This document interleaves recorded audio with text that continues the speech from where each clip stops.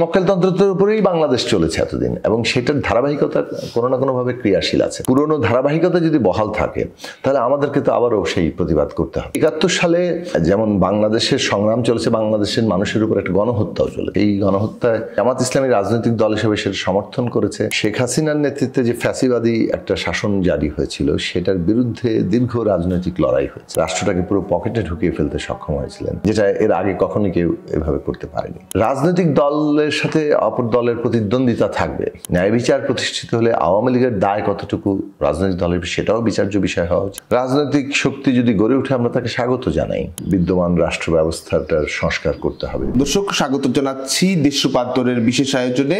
আজকে অতিথি হিসেবে উপস্থিত রয়েছেন গণসংহতি আন্দোলনের প্রধান সমন্বয়কারী জুনায়েদ সাকি। কেমন আছেন? চলছে। 5 আগস্ট পরবর্তী সময়, মূলত আজকের এই সময়ে এসেছেন। রাজনৈতিক এক ধরনের পট পরিবর্তন হয়েছে, অন্তর্বর্তীকালীন সরকার দেশ পরিচালনা করছে, আপনারা নির্বাচনের কথা বলছেন।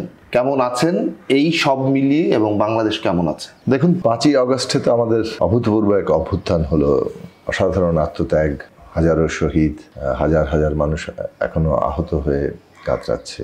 একটা বিশাল অভ্যুত্থান এবং একটা জনগোষ্ঠীর নতুন জাগরণ, এবং এর মধ্য দিয়ে বাংলাদেশের একটা নতুন যাত্রার ডাক এসেছে।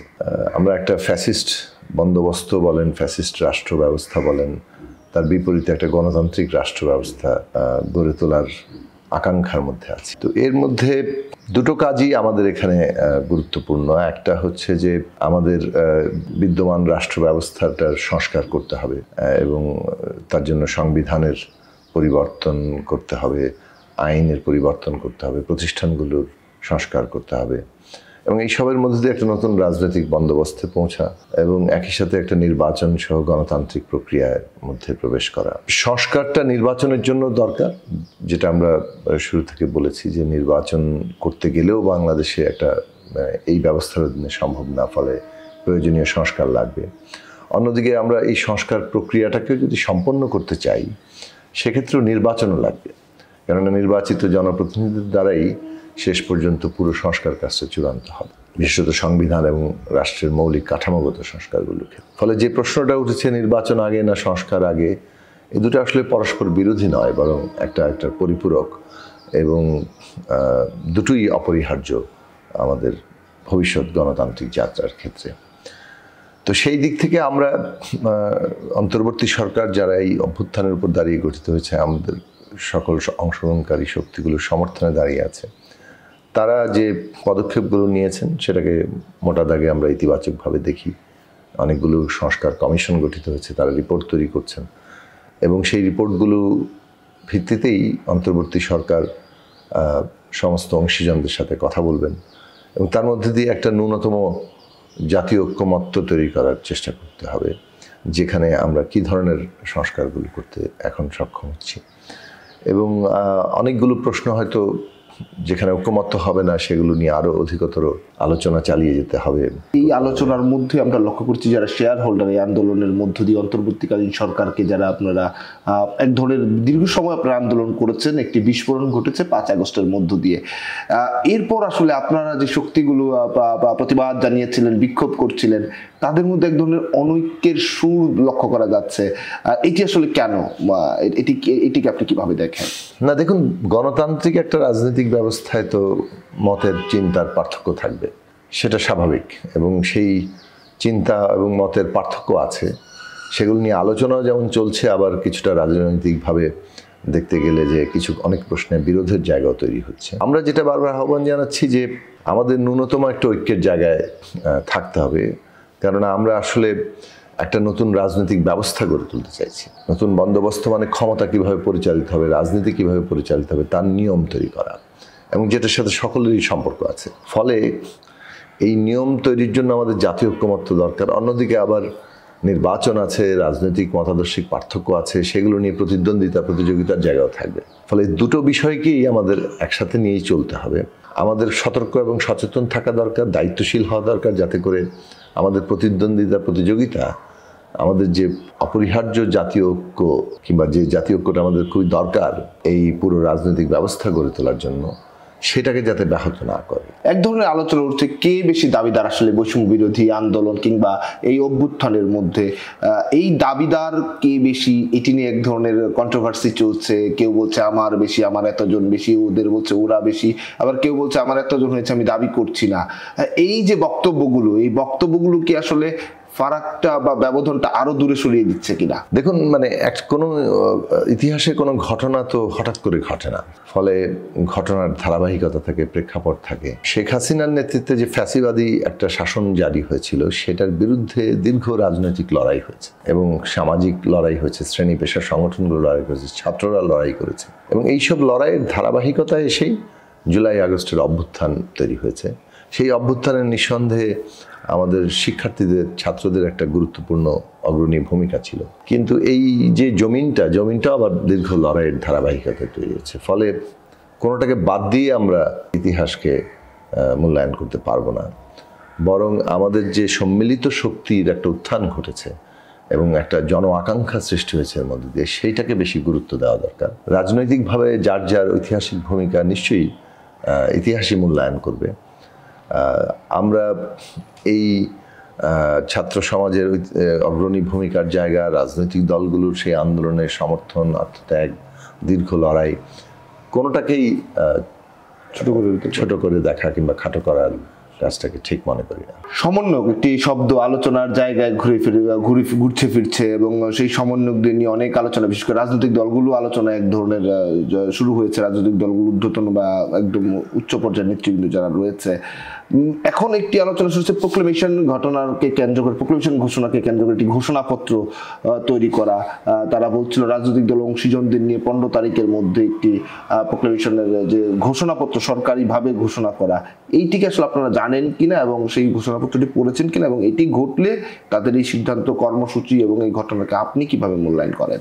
জুলাই আগস্ট অভ্যুত্থানের একটা ঘোষণা তৈরি হতেই পারে, হওয়া দরকার আমরা মনে করি, এবং জুলাই আগস্টের অভ্যুত্থানের প্রেক্ষাপট, এই অভ্যুত্থানের মধ্যে দিয়ে জন আকাঙ্ক্ষা যেটা তৈরি হয়েছে এবং এই অভ্যুত্থান বাংলাদেশের যে নতুন দিক নির্দেশনা হাজির করছে, সেটা একটা দলিলের মধ্যে লিখিত থাকা, সেটা খুবই মানুষের দিক থেকেও কাঙ্ক্ষিত, কেননা এটা ভবিষ্যতে একটা রেফারেন্স পয়েন্ট হবে যে আমাদের রাজনীতির ক্ষেত্রে।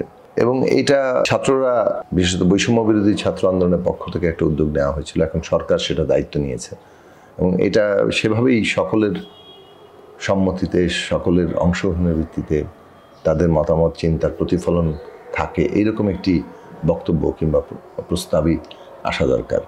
এবং সেইটা করার জন্য যেভাবে আলাপ আলোচনা করে সেটা শেষ করা দরকার, সেইভাবেই আগানো উচিত।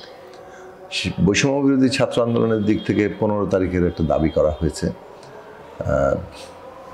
সেটা এখানে আসলে যতটা দ্রুত সম্ভব করা উচিত, কিন্তু প্রয়োজনীয় আলাপ আলোচনা শেষ করেই করা উচিত। এই যে প্রোক্লেমেশন ঘোষণাকে কেন্দ্র করে আমরা লক্ষ্য করেছি সংবিধান বা কিংবা মুজিববাদের কবর রচনা করার কথা আমরা শুনেছি। এই সংবিধানকে একদম বাতিল করে দিয়ে নতুন করে সংবিধান প্রণয়নের লিখনের কথা বলা হচ্ছে। এইটি আপনি দীর্ঘদিন ধরে রাজনীতি করছেন এবং এক ধরনের আন্দোলনের মধ্যেই আপনারা ছিলেন। এই আন্দোলন করেছিলেন গণতান্ত্রিক পরিবেশ ফিরিয়ে আনার জন্য, এবং এখন যে দাবিটা হচ্ছে সংবিধানের মুজিববাদের কবর রচনা করা কিংবা সংবিধান বাতিল করে সংবিধান পুনর্লিখনের যে দাবিটা হচ্ছে, এইটিকে রাজনৈতিক ব্যক্তি হিসেবে এবং গণসংঘ সমন্বয়ক হিসেবে জনসাকি কিভাবে দেখে? দেখুন, 72 সালে যে সংবিধান তৈরি করা হয়েছিল সেটার নানাভাবেই আমাদের জনগোষ্ঠীকে ঐক্যবদ্ধ রাখা বলেন, আমাদের রাজনৈতিক প্রক্রিয়াকে একটা গণতান্ত্রিক জায়গায় রাখা, জবাবদিহিতামূলক জায়গায় রাখা, এটা করতে ব্যর্থ হয়েছে। এবং 72 সালের ক্ষমতা কাঠামো এমনভাবে তৈরি হয়েছিল যেখানে এক ব্যক্তির হাতে সমস্ত ক্ষমতা কেন্দ্রীভূত, তিনি জবাবদিহিতার ঊর্ধ্বে কেবল না, প্রায় সংবিধানের ঊর্ধ্বেই উঠে যান। ফলে সমস্ত রাষ্ট্রশক্তিকে নানাভাবে নিজের পকেটে ভরে নিয়ে যাওয়ার কাজটা এই সংবিধানের মাধ্যমে নানাভাবেই সহায়ক হয়েছে। ফলে আমরা দেখেছি যে এই বিভিন্ন সময়ে সরকারগুলো এই ধরনের কাজ করতে, নির্বাচন সে কারণে সবসময় প্রশ্নবিদ্ধ হয়েছে। আমরা যে জায়গাটার কথাটা এই বহু আগে থেকেই বলছিলাম, আমাদের দলের প্রতিষ্ঠাবার্ষিকীর দিক থেকে, যে আমাদের রাজনৈতিক সংকটের কেন্দ্রীয় জায়গা হচ্ছে সংবিধানের এই স্বৈরতান্ত্রিক ক্ষমতা কাঠামো, যেটা পুরো রাষ্ট্রটাকে ফ্যাসিস্ট রাষ্ট্রে পরিণত করে তোলে। শেখ হাসিনার সরকার পুরোপুরি এই সাংবিধানের ক্ষমতা কাঠামোকে ব্যবহার করে সমস্ত কিছুকে এমনভাবে একটা ফ্যাসিস্ট জায়গায় নিয়ে এসেছেন, রাষ্ট্রটাকে পুরো পকেটে ঢুকিয়ে ফেলতে সক্ষম হয়েছিলেন, যেটা এর আগে কখনই কেউ এভাবে করতে পারেনি। ফলে সেই জায়গা থেকে যখনই আমরা বলছি যে রাষ্ট্র ব্যবস্থাটা গণতান্ত্রিক করতে হবে, তার মানে বিদ্যমান সংবিধানের ক্ষমতা কাঠামো বদলাতে হবে। এখন সংবিধান নানাভাবেই হতে পারে, নতুন করে সংবিধান লেখা যেতে পারে, পুনর্লিখন করা যেতে পারে, অথবা সংবিধানের ব্যাপক সংস্কার করা যেতে পারে। সেইগুলোর মধ্য দিয়ে মূল লক্ষ্যটা হওয়া উচিত যে আমরা একটা গণতান্ত্রিক সংবিধান প্রতিষ্ঠা করব। কিভাবে সেটা অর্জন করব সেটা আসলে যেহেতু এখানে নানান পক্ষই অংশীজন, ফলে সকলের আলোচনার মধ্য দিয়ে সেখানে একটা ন্যূনতম পথ আমরা বের করতে পারি। আমাদের মনে হয় যে আমাদের দলের দিক থেকে এবং আমরা যেভাবে মনে করি যে সংবিধান এমনভাবে তৈরি হওয়া দরকার যাতে করে সেটা গণতান্ত্রিক সংবিধান হয়, অন্যদিকে সেইটা যে জনগণের সম্মতিতে হচ্ছে সেই জায়গাটা স্পষ্ট হয়। এটা কেবলমাত্র একটা অ্যামেন্ডমেন্ট, সংশোধনী হলো যেটা আবার আদালত চাইলেই বাতিলও করতে পারে, এইরকম জায়গায় যেন না থাকে। কেননা এইটা এমন একটা ব্যাপক সংস্কার প্রয়োজন যেটার সংবিধান তো জনগণের অভিপ্রায়ের প্রকাশ। ফলে সেই জনগণের অভিপ্রায়ের প্রকাশ হিসাবে সংবিধান যাতে ওই ব্যাপক সংস্কারের মধ্যে দিয়ে একটা নতুন জায়গায় দাঁড়ায়, গণতান্ত্রিক জায়গায় দাঁড়ায়। সে কারণে আমরা মনে করি আগামী নির্বাচন, গণপরিষদের নির্বাচন, নিদেন পক্ষে একটা সংস্কার, রিফর্ম অ্যাসেম্বলি, সংস্কার একটা সভা নির্বাচন হতে হবে, যেটার মধ্যে তার মানে হচ্ছে আমরা জনগণের সম্মতিটা আগে গ্রহণ করছি এবং এই সংস্কারগুলো করার পেছনে জনগণের অভিপ্রায় আছে। এবং সেই ক্ষেত্রে কি ধরনের পরিবর্তনগুলো হবে সে বিষয়েও যে অন্তর্বর্তী সরকার যে উদ্যোগগুলো গ্রহণ করেছেন, সেখানে একটা ন্যূনতম জাতীয় ঐক্যমত্য যে প্রশ্নগুলোতে তৈরি হবে, সেগুলো যাতে পরবর্তী নির্বাচিত জনপ্রতিনিধিরা সেগুলো সম্পন্ন করেন, তারও একটা আইনি দিক তৈরি করা দরকার। প্রেস সেক্রেটারি নির্বাচনে একটি কথা বলেছিল, প্রধান উপদেষ্টার বক্তব্যের পরপরই এক ধরনের বক্তব্য আমরা লক্ষ্য করছি, নির্বাচন নিয়ে দুই রকমের আলোচনা। আপনারা অংশীজন, আপনারা জাতীয় ঐক্যের বিষয়ে আলোচনা করেছেন, আপনাদের সঙ্গে যোগাযোগ রয়েছে। কি মনে হয় এই দুইটি পার্থক্য, দুটি নির্বাচনের ঘোষণা এবং এখনের বাস্তবতা, নির্বাচন কি আসলে খুব কাছে আসলো নাকি আসলে অস্পষ্টই থেকে গেল? মাননীয় প্রধান উপদেষ্টা ইতিমধ্যে নির্বাচন বিষয়ে একটা টাইমলাইন দিয়েছেন, তার প্রেস সেক্রেটারি এই বিষয়ে ব্যাখ্যাও দিয়েছেন। এটা একটা টাইমলাইন সামনে আছে। আমরা যেটা মনে করি, ইতিমধ্যে যেটা জানা গেছে যে 15 জানুয়ারির মধ্যে কয়েকটি সংস্কার কমিশন তাদের রিপোর্ট দেবে এবং সেই সব রিপোর্টের ভিত্তিতে সরকার অংশীজনদের সাথে আলোচনা শুরু করবেন এবং এই আলোচনার ভিত্তিতেই কী ধরনের সংস্কার আমরা নির্বাচনের আগে করতে পারছি, কোনগুলো নির্বাচনের জন্য অপরিহার্য, কোন কোন সংস্কারগুলো আসলে নির্বাচন প্রক্রিয়ার মধ্য দিয়ে পরবর্তী জনপ্রতিনিধিরা চূড়ান্ত করবেন, সেইগুলো সুনির্দিষ্ট হতে পারে এবং সেই অনুযায়ী নির্বাচনের একটা সময়সীমাও সুনির্দিষ্ট হতে পারে। সেইটা আলোচনার ভিত্তিতেই আগামী দিনে তৈরি হবে বলে আমরা মনে করি। সামাজিক যোগাযোগ একটি বিষয় খুব আলোচনার জায়গা হচ্ছে বাজেট বিষয় সংক্রান্ত, ভ্যাট ট্যাক্সের পরিমাণ বাড়ানো এবং আপনারা দীর্ঘ সময় আওয়ামী লীগ সরকারের 15 বছর যদি বলা যায়, বিভিন্ন সময় যখন বাজেট ঘোষণা হয় এক ধরনের প্রতিক্রিয়া আপনারা ব্যক্ত করেছিলেন, দাম বৃদ্ধি থেকে শুরু করে ভ্যাট ট্যাক্সের বৃদ্ধি। এই সময় এসে যে খাতগুলোতে আসলে বৃদ্ধি করা হচ্ছে বাজেটের পরিমাণ, কিংবা যদি বলা যায় ভ্যাট ট্যাক্সের পরিমাণ বাড়ানো হচ্ছে, এটিকে আসলে আপনি কিভাবে দেখেন? দেখুন, আমরা আগের সরকারের ক্ষেত্রে যে জিনিসগুলো দেখেছি যে উন্নয়নের কথা বলা হয়েছে কিন্তু বিপুল আকারে একটা ভয়ঙ্কর লুটপাট এখানে হয়েছে।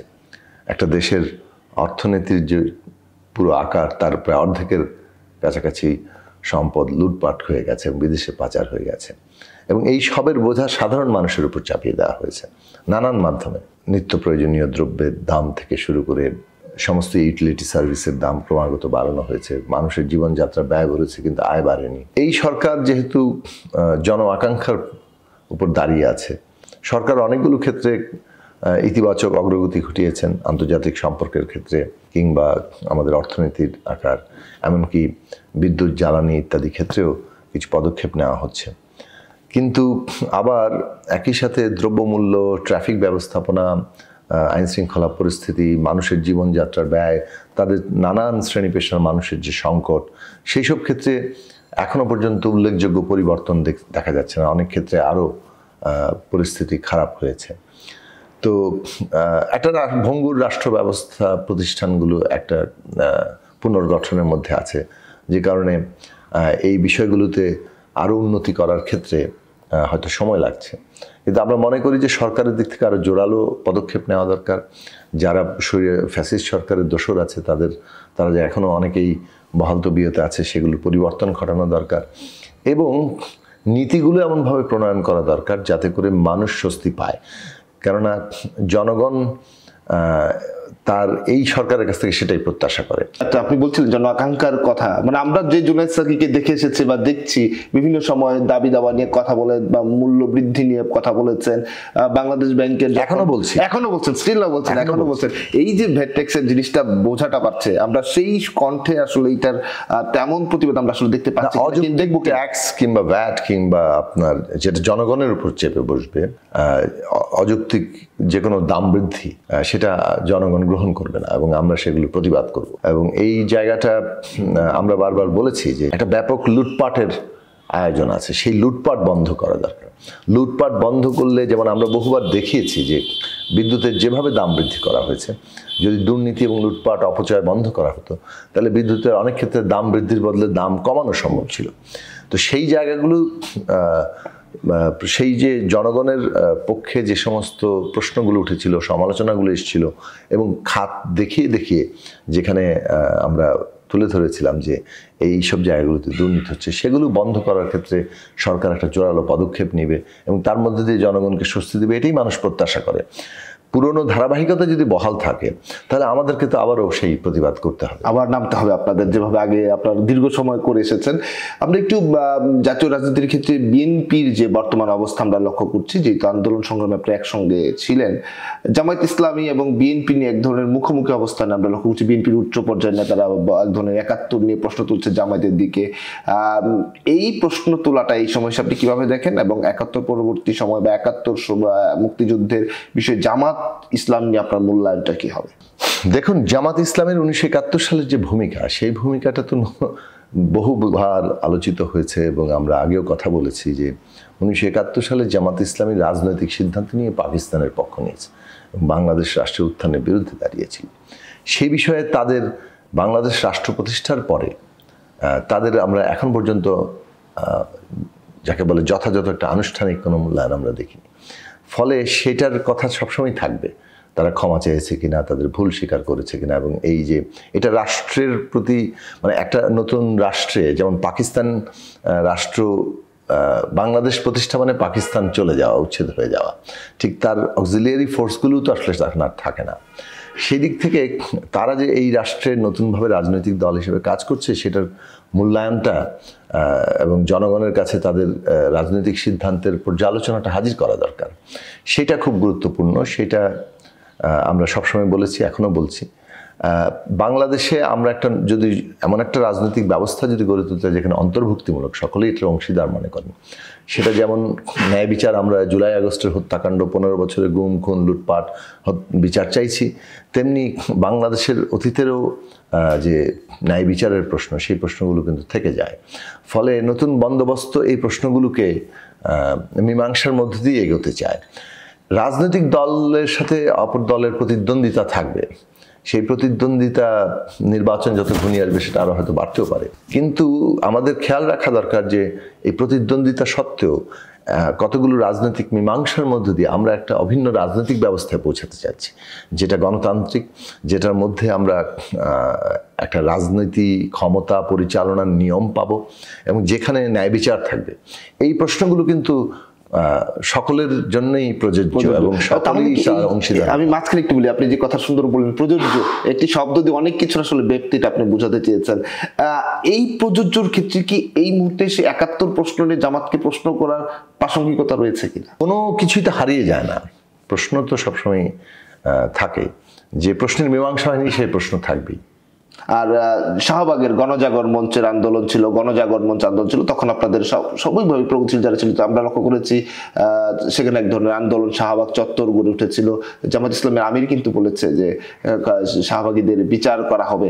এইটিকে আসলে আপনি কিভাবে দেখেন? দেখুন, শাহবাগে যে আন্দোলনটা প্রাথমিকভাবে হয়েছিল সেটা ছিল যে বিচারের রায় ঘোষিত হওয়ার পরে সেই বিচার রায় নিয়ে যে যারা সন্তুষ্ট হয়নি, যারা সংক্ষুব্ধ হয়েছে, তারা আপিল করার অধিকার চেয়েছিল। রাষ্ট্রপক্ষ আপিল করতে পারবে না, অভিযুক্তরা আপিল করতে পারবেন, এরকম একটি বিধান ছিল। সেটাকে একটা কি বলা যায় যে একটা সমতা প্রতিষ্ঠার জায়গা ছিল, যে না সকলেই আপিল করতে পারবে, সেইটার দাবিটাই ছিল প্রধান জায়গা। সেটা অর্জিত হওয়ার পরে আমার মনে হয় যে এটা একটা দাবি, এবং এই দাবি যারা উত্থাপন করেছেন সেই দাবি উত্থাপন করার সমস্ত অধিকার তো তাদের আছে। সেই ক্ষেত্রে শাহবাগীদের বিচার করা হবে জামায়াত আমির যে কথাটি বললেন। কোন রাজনৈতিক দল তো তার নিজের অবস্থান তুলে ধরতেই পারে, এবং সেটা ন্যায্য কিনা সেটা তো সামগ্রিক পরিস্থিতিতে বিচার্য হবে। এবং আপনি একটি ওয়ার্ড ইউজ করেছেন, অক্সিলারি ফোর্সের কথা বলেছিলেন। আমরা কিছুদিন আগে লক্ষ্য করছি কমিউনিস্ট পার্টির সাবেক সভাপতি মহিউদ্দিন ইসলাম সেলিম একটি সমাবেশে তিনি বললেন জামাত ইসলাম কি লক্ষ্য করে অক্সিলারি ফোর্স হিসেবে ঘোষণা করলেন। আপনিও কি সেরকমই আসলে একটি না? দেখুন, আমরা যেটা বলছি 71 সালে একটা যেমন বাংলাদেশের সংগ্রাম চলেছে, বাংলাদেশের মানুষের উপর একটা গণহত্যাও চলেছে। সেই গণহত্যায় যারা যে সমস্ত পাকিস্তান সেনাবাহিনীর অক্সিলিয়ারি ফোর্স ছিল, তারা আসলে এখন ওই আকারে আর তাদের ক্রিয়াশীলতা নেই। জামাত ইসলামী রাজনৈতিক দল হিসেবে সেটা সমর্থন করেছে, এবং সেই সমর্থনের ব্যাখ্যা কি সেটা রাজনৈতিক সিদ্ধান্ত হিসাবে তারা বাংলাদেশের প্রতি তাদের যে আনুগত্য, বাংলাদেশে তাদের রাজনীতি করার যে প্রশ্ন, সেই প্রশ্ন কিন্তু আগেও আলোচিত হয়েছে, এখনো আলোচিত হবে, কারণ যতক্ষণ না পর্যন্ত মীমাংসা হবে ততক্ষণ পর্যন্ত আলোচনা থাকবে। এবং বাংলাদেশ ঘিরে বর্তমান সময়ে একটি আলোচনা চলছে সীমান্তগুলো ভারতের আগ্রাসন, ভারতের গণমাধ্যমে অপপ্রচার, আপনারাও তৎপর ছিলেন, এবং এই সময় সে সীমান্তে এক ধরনের উত্তেজনা বিরাজ করছে। এবং একই সময় মিয়ানমারের ক্ষেত্রে বাংলাদেশে আসলে যুক্তরাষ্ট্রের একজন বিশেষ দূত, সব মিলিয়ে আসলে আন্তর্জাতিক এবং জাতীয় রাজনীতিতে নতুন কোনো বাতাস আসার সম্ভাবনা দেখছেন কিনা? সীমান্ত হত্যাকাণ্ড তো ভারতের দিক থেকে তাদের সীমান্তরক্ষী বাহিনী অব্যাহতভাবে করে যাচ্ছে, এবং এটা যে প্রতিবাদ হওয়া দরকার ছিল, যেভাবে বন্ধ করার জন্য উদ্যোগ দরকার ছিল বিগত আওয়ামী লীগ সরকারের পক্ষ থেকে, সেটা আমরা দেখিনি। বরং তারা যেহেতু গদি রক্ষার একটা পররাষ্ট্রনীতি দাঁড় করিয়েছিল, যার ফলে তারা বন্ধুরাষ্ট্র বলে এই সবগুলো জিনিস উপেক্ষা করেছে, নিজের দেশের জনগণকে হত্যাকাণ্ডের কোনো বিচার ঠিক মতো চায়নি। আমরা অন্তর্বর্তী সরকার এসে যে বার্তা ভারতকে দিয়েছে সেটাকে আমরা সাধুবাদ জানাই, যে বাংলাদেশ সুসম্পর্ক চায়, কিন্তু সেটা ন্যায্যতা এবং সমতার ভিত্তিতে, সেটা পারস্পরিক অধিকারের ভিত্তিতে, মর্যাদার ভিত্তিতে, এবং এইটাই বাংলাদেশের পররাষ্ট্রনীতি হওয়া উচিত। ফলে বাংলাদেশের জনগণ রায় দিয়েছে যে আমরা একটা স্বাধীন সার্বভৌম দেশ হিসেবে অপর রাষ্ট্রের সাথে সম্পর্কিত হতে চাই, এবং সেইভাবেই আমরা সুসম্পর্কটা তৈরি করতে চাই। আমরা কারোর সাথে তো শত্রুতা তৈরি করতে চাচ্ছি না, আমরা সুসম্পর্কে চাইছি, কিন্তু আমাদের নিজেদের অধিকার মর্যাদা বিলিয়ে দিয়ে নয়। ফলে আমাদের অধিকার মর্যাদার জায়গায় সীমান্ত হত্যাকাণ্ডের প্রশ্নটি অত্যন্ত গুরুত্বপূর্ণ প্রশ্ন, এবং এই যে ভারত একের পর এক তাদের নিজেদের আইন লঙ্ঘন করেও বিনা বিচারে মানুষকে মেরে যাচ্ছে, সেইটার বিচার তো তাদের দেশেও হওয়া দরকার, সেটাও ঠিকমতো হচ্ছে না, এবং সেই চাপটা আমরা দেখতে পাচ্ছি না। নেপালে পার্শ্ববর্তী তারও সীমান্ত আছে, সেখানে একজন নেপালি নাগরিককে হত্যা করার পরে যেভাবে প্রতিবাদ নেপালি জনগণ জানিয়েছে, সেখানে কিন্তু ভারত সরকারের পক্ষ থেকে তারা ক্ষমা চেয়েছে, সেইটা বন্ধও হয়েছে। আমরা এরপরে শুনিনি যে ভারত নেপাল সীমান্তে আর কোনো সীমান্ত হত্যাকাণ্ড ঘটেছে, কিন্তু বাংলাদেশে ঘটে যাচ্ছে। এমনকি এখনো এই সরকারের একটা তুলনামূলক কি বলে যে একটা আত্মমর্যাদা সম্পন্ন অবস্থান নেওয়ার পরও আমরা দেখছি হত্যাকাণ্ড চলছে। ফলে ভারতের সাথে আলোচনাগুলো আমাদের চালিয়ে যেতে হবে। ভারতকে আমরা এই বার্তাটা সবসময় দিয়েছি, যে এখন দিতে চাই যে বাংলাদেশ সুসম্পর্ক চায়, কিন্তু আমাদের অধিকার এবং ন্যায্যতা কোনোভাবেই বিলিয়ে দিয়ে নয়। ওই পদানত বাংলাদেশকে আর পাওয়া যাবে না। শেখ হাসিনা ফিরে আসবে কিনা এবং আওয়ামী লীগ আরো শক্তি নিয়ে ভয়ঙ্কর রূপে ফিরে আসবে কিনা, আমরা বিভিন্ন সাইনবোর্ডে আমরা লক্ষ্য করছি। একটি প্রশ্ন করতে চাই, শেখ হাসিনা ফিরে আসবে কিনা এবং আওয়ামী লীগ আরো প্রবল শক্তি নিয়ে ভয়ঙ্কর রূপে ফিরে আসার সম্ভাবনা আপনি দেখছেন কিনা? দেখুন, এই ফ্যাসিস্ট শাসনকে মানুষ প্রত্যাখ্যান করেছে।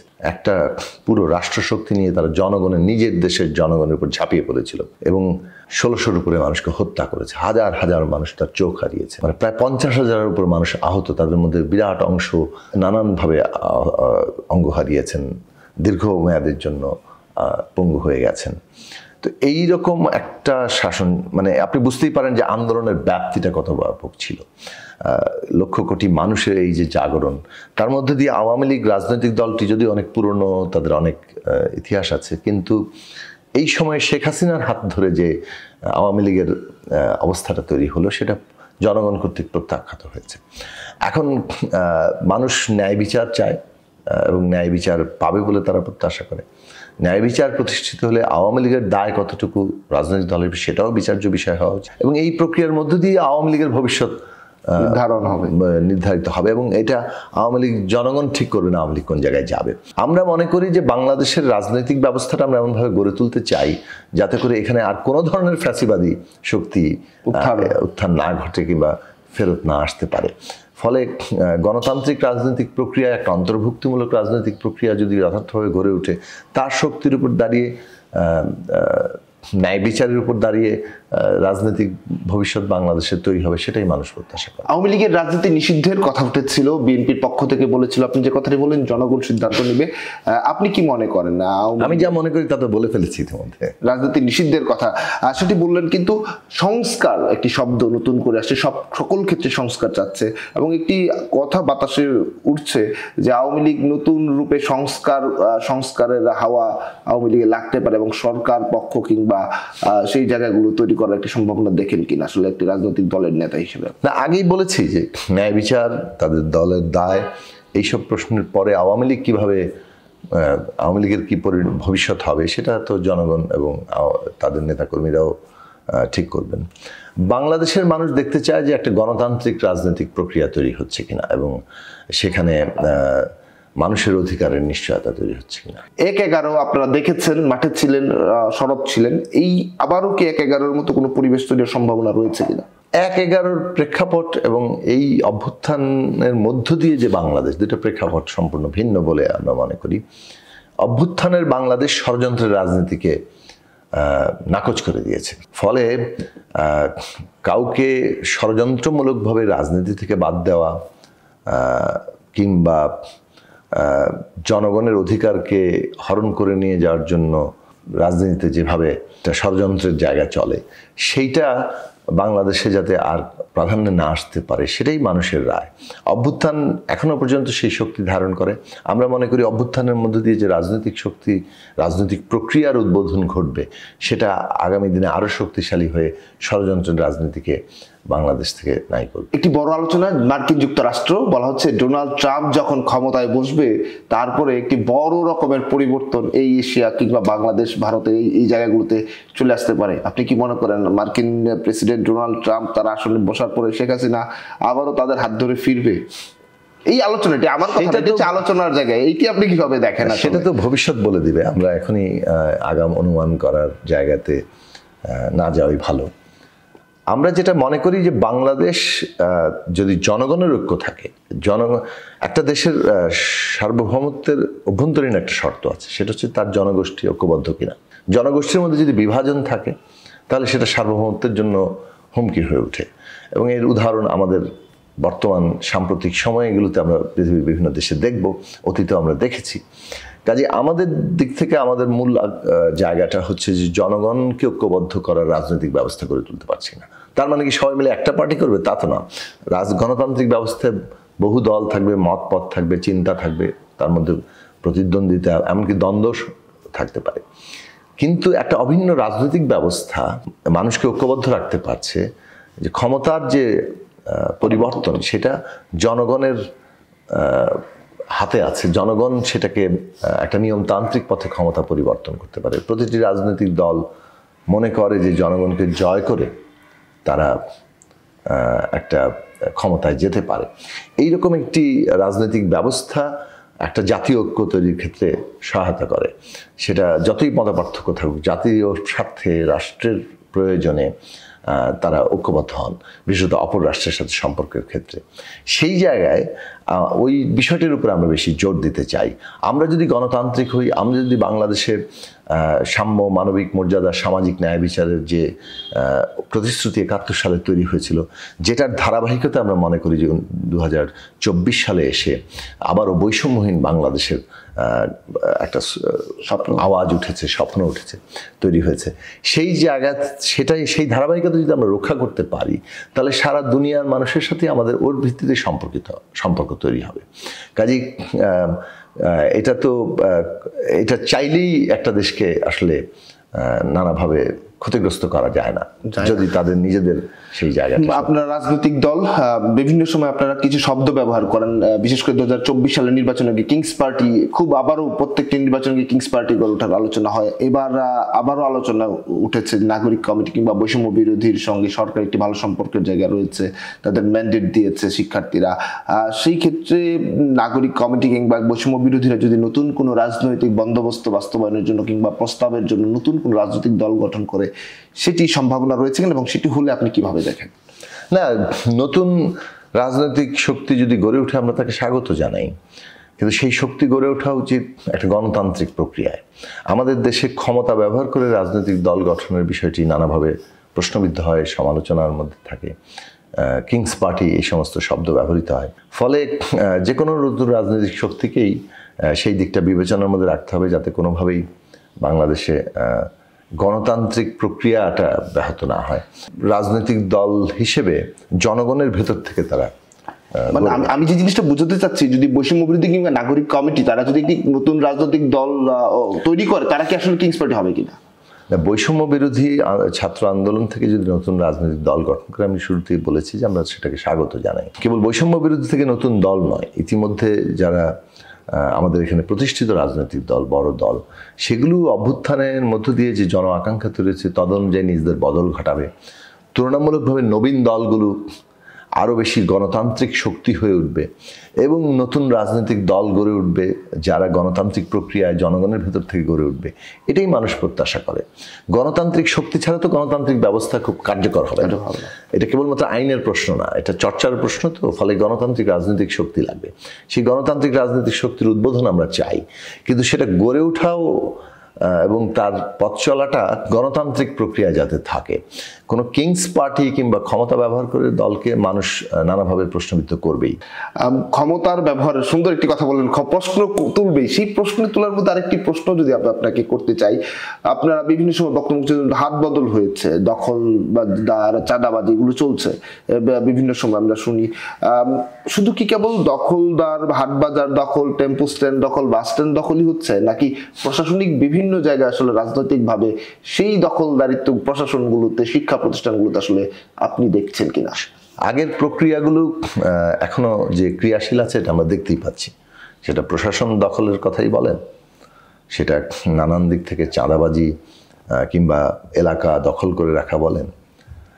বাংলাদেশের রাজনীতির কাঠামোগত জায়গাটা হচ্ছে যে একটা সব জায়গায় দখলের প্রক্রিয়া চলে এবং সেখান থেকে বখরা কিংবা উপসত্ত্ব আদায় করে তারা টিকে থাকে। ফলে এই উপসত্ত্ব কিংবা মানে বখরা নেওয়ার মধ্য দিয়ে যেভাবে পুরো অর্থনীতিটার সাথে, এই ধরনের অর্থনীতির সাথে রাজনৈতিক দলের সংযোগ তৈরি হয়েছে, এই কাঠামো পরিবর্তন করাটা গণতান্ত্রিক, শক্তিশালী গণতান্ত্রিক প্রক্রিয়া দিয়েই করতে হবে। জবাবদিহিমূলক ব্যবস্থাই কেবলমাত্র এই ব্যাপারটাকে সরিয়ে নিতে পারে। এখন রাষ্ট্র যদি ওই রকম এককেন্দ্রিক ক্ষমতার দ্বারা চলে, তখন ওই ধরনের একটা মক্কেলতন্ত্র তৈরি হয়, সর্বস্তরেই বখরা এবং ক্ষমতার এই ধরনের একটা বিন্যাস। এই ক্ষমতার বিন্যাসটাই বদল করা যাচ্ছে, এটাই নতুন বন্দোবস্ত। তারপরে সারা দেশে মক্কেলতন্ত্র চলছে, মক্কেলতন্ত্রের উপরেই বাংলাদেশ চলেছে এতদিন, এবং সেটার ধারাবাহিকতা কোনো না কোনোভাবে ক্রিয়াশীল আছে। হয়তো স্থান বদল, ব্যক্তি বদল ঘটে, কিন্তু এইটাকে বদলাতে হলে কাঠামোগত পরিবর্তনটা খুব জরুরি। মানে আপনি এটা বদলে যাবে না, এটা কোনো হঠাৎ করে মানুষের উপলব্ধি হয়ে গেল আর এটা বদলে গেল, এটা এইরকম জায়গাটা ভাবা ঠিক হবে না। এটা বদলের জন্য দরকার কিভাবে একটা রাষ্ট্র পরিচালিত হয়, তার ক্ষমতা ব্যবস্থা কিভাবে চলে, সেই ক্ষমতা ব্যবস্থার মধ্যে যে পরিবর্তন আনার কথা বলা হচ্ছে, ওইটাই নতুন বন্দোবস্ত, যেটা আসলে পুরো ওই মক্কেলতন্ত্রকেও ধীরে ধীরে এখান থেকে উচ্ছেদ করবে। দেশে প্রথমবারের মতো হয় শেখ হাসিনা, সাবেক প্রধানমন্ত্রী, আওয়ামী লীগ সভাপতি, অন্যদিকে বেগম খালেদা জিয়া, দুজনের কেউই আসলে এই মুহূর্তে দেশে নেই। একজন অসুস্থতার জন্য একজন দেশ ছেড়েছেন 5 আগস্টে, অন্যদিকে জামাতের আমির শফিকুর রহমানও তিনি দেশে নেই। এক ধরনের সোশ্যাল মিডিয়া, এক ধরনের কথা চলছে। এই প্রথমবার কোনো সোশ্যাল মিডিয়ার আলোচনা দিয়ে আসলে খুব বেশি আমি আলোচনা করতে চাই না। বেগম খালেদা জিয়ার বিদেশ যাত্রা এটা দীর্ঘদিনের একটা, তার নিজের জন্য প্রয়োজন ছিল। আমি মনে করি যে বিএনপি চেয়ারপারসন বেগম খালেদা জিয়াকে যেভাবে আইন, আদালত ইত্যাদি দিয়ে একভাবে তাকে নির্যাতন করা হয়েছে, অন্যদিকে তার ওই তার যে একটা চিকিৎসা পাওয়া যেটা প্রয়োজনীয়তা, যেটা আবার দেশে নেই, সেটা কিন্তু বিদেশে আছে, তখন এটা তার মানবাধিকারের পর্যায়ে পড়ে। সেটা পাওয়া থেকেও তাকে বঞ্চিত করা হয়েছে। সেই বিষয়ে আমরা আগেও অনেক কথা বলেছি, এবং সেটা শেষ পর্যন্ত এই অভ্যুত্থান পরবর্তী বাস্তবতায় তিনি বিদেশে চিকিৎসা নিতে গিয়েছেন, হাসপাতালে ভর্তি হয়েছেন। এটা তার সুস্থতা আমরা কামনা করি, এবং হয়তো আরও আগে যেতে পারলে তার সুস্থ হয়ে ওঠার সম্ভাবনাটা আরও অনেক বেশি থাকতো। এটা আর অন্য প্রক্রিয়াটা এক নয়। মানে শেখ হাসিনা গিয়েছেন এখান থেকে জন অভ্যুত্থানে, জনরোষে তিনি শেষ পর্যন্ত ক্ষমতা ছেড়ে বিদেশে পালিয়ে গেছেন। দুটোর চরিত্র কিন্তু আলাদা। জামাত ইসলামীর আমির গিয়েছেন তার নিশ্চয়ই কোনো রাজনৈতিক কর্মসূচি কিংবা অন্য কোনো কর্মসূচির জায়গা থেকে। ফলে এগুলোকে এক কাতারে নিয়ে অভিভাবকহীন বাংলাদেশ বলা যাবে না। এগুলোকে এক কাতারে নিয়ে অভিভাবক তার ব্যক্তি থাকেন না, এটা তো একটা সকলে মিলেই আমাদেরকে দেশ চালাতে। অনেকগুলো কথাই হলো, আপনি আসলে দর্শকদের কিছু বলতে চান কিনা, যদি আপনার জায়গা থেকে কোনো? না, আমরা মনে করি যে বাংলাদেশের যে প্রত্যাশা তৈরি হয়েছে মানুষের মধ্যে একটা গণতান্ত্রিক বাংলাদেশের, সেইটার জন্য আমরা কাজ করছি।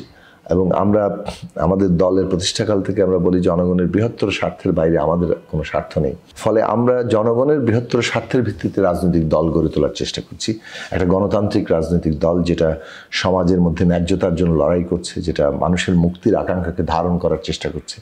এবং এই দল শক্তিশালী হওয়ার উপরে আমাদের গণতান্ত্রিক প্রক্রিয়া যত বেশি শক্তিশালী হবে তত বেশি ইতিবাচক ভূমিকা রাখতে পারবো।